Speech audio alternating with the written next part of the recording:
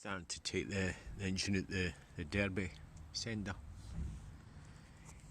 I'd taken that cover off for the two-stroke oil pump and it was full of water.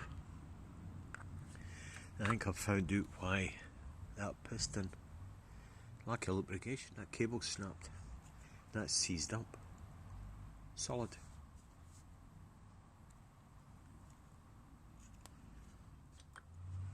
And that's why, well, one of the reasons why premix is better. That was full of water.